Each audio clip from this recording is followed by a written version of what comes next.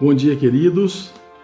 Conforme nós havíamos anunciado, nós vamos, talvez não encerraremos hoje, mas nós teremos uma meditação, uma reflexão devocional na carta de Paulo aos Romanos, no capítulo 12. É um texto muito conhecido, uma passagem muito conhecida e extremamente profunda, significativa para a vida cristã. Diz assim os versículos 1 e 2 do capítulo 12 da carta aos Romanos. Rogo-vos, pois, irmãos, pelas misericórdias de Deus, que apresenteis os vossos corpos por sacrifício vivo, santo e agradável a Deus, que é o vosso culto racional.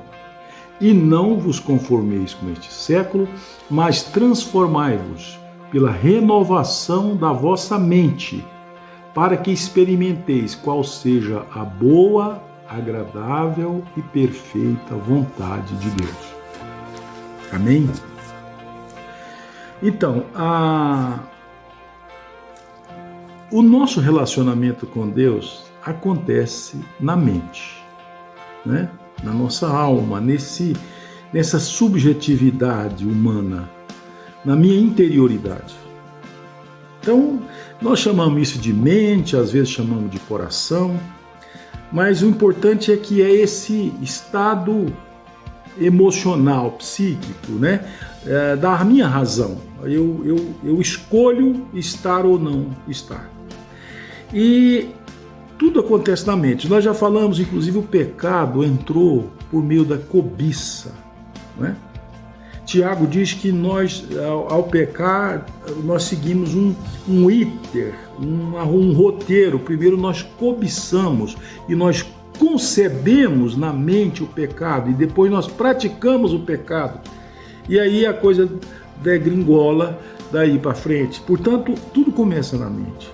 Vimos que na conversão, né, do filho pródigo, quando ele decide sair, ele usou uma razão lógica dele.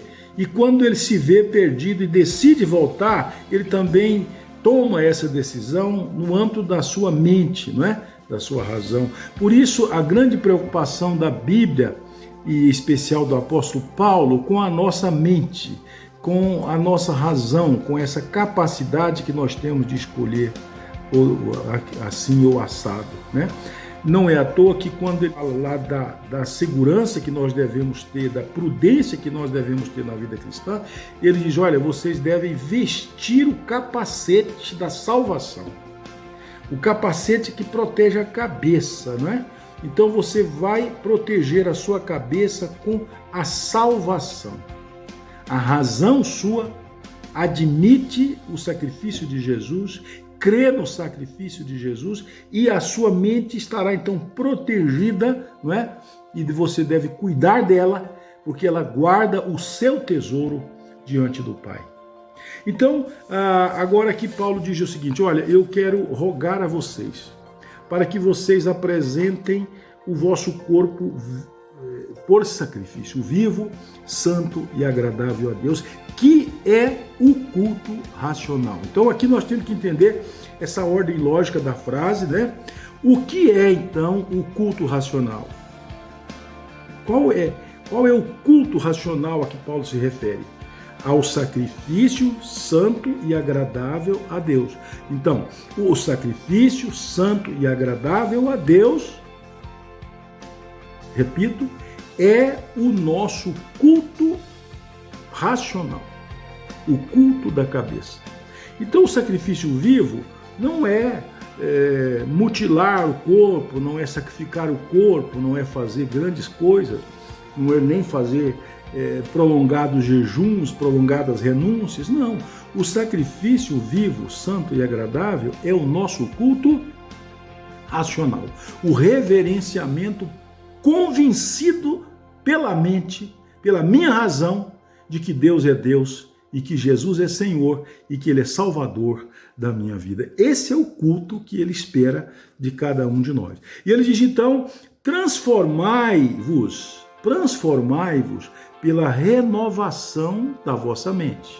Olha, o culto racional acontece na mente e essa mente então precisa ser renovada, e a nossa transformação, que nos dá força para apreender e compreender a vontade de Deus, passa pela transformação da mente, ou da equalização da nossa razão, do nosso pensamento com a vontade de Deus, com aquilo que Deus quer para mim e para você. E depois, a partir do versículo 9, ele arrola uma série de atitudes, né, que nós podemos chamar de um aconselhamento, de um exercício, né, para a renovação da mente. Assim como o nosso corpo físico passa por exercícios para ele ser fortalecido, nós fazemos caminhadas, vamos para a academia, cuidamos, malhamos para cuidar do corpo, a nossa mente também precisa ser cuidada. E Paulo então arrola algumas coisas que nós devemos observar para garantir a sanidade, para garantir a renovação ou a qualidade da nossa mente, do nosso culto perante Deus. O primeiro que ele coloca está a partir do versículo 9, depois você pode olhar: ame sem hipocrisia. Ame sem fingimento. Incondicionalmente. A primeira condição. Amar não é um ato de falar.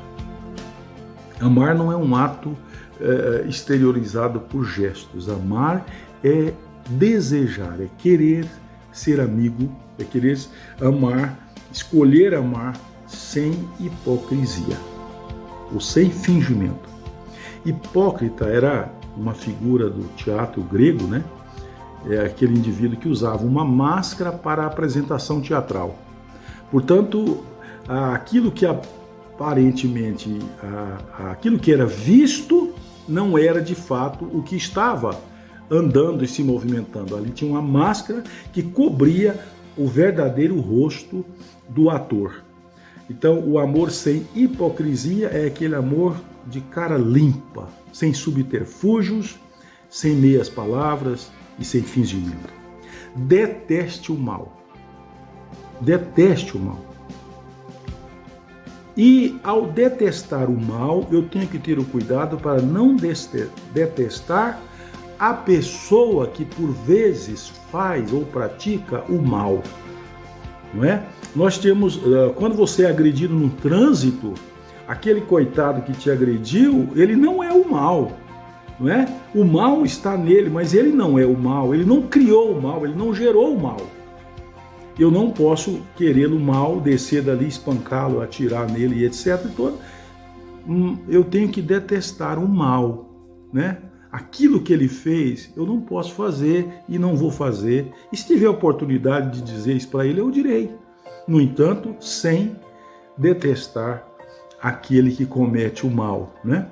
Amai as pessoas de coração, né? Cordialmente, com as cordas do coração, com as veias do coração. Amar com paixão, com amor verdadeiro, né? Todas as pessoas, até os inimigos. Considere o outro superior a você. Olha que coisa. Considere o outro superior a você. Se a gente praticasse esse princípio, né? É o da alteridade, é a minha capacidade de olhar para uma pessoa e me ver nela, não é? Quando alguém está sofrendo, eu tenho que ter a capacidade de ir até ela e me sentir no sofrimento dela, não é? Foi isso que Jesus fez, né? Ele veio padecer e sofrer conosco o nosso sofrimento. Ele sofreu a dor da separação e do pecado. Então, nós temos que ter muito cuidado para a gente considerar os outros superiores a nós mesmos. Isso é humildade.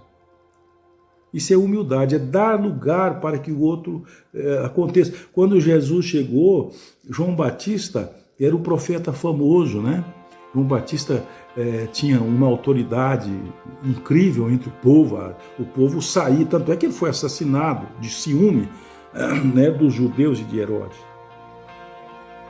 E João Batista disse assim sobre Jesus: convém que ele cresça e eu diminua. Um princípio, né? Nós vamos deixar para amanhã. Eu anotei aqui mais ou menos 20 exercícios para renovar a nossa mente. Nós vamos ficar por aqui. No próximo vídeo nós continuamos, mas eu quero que você vá refletindo sobre essa necessidade da renovação da sua mente para que o seu culto seja racional e aceito diante do Pai Celeste. Um bom dia em nome de Jesus.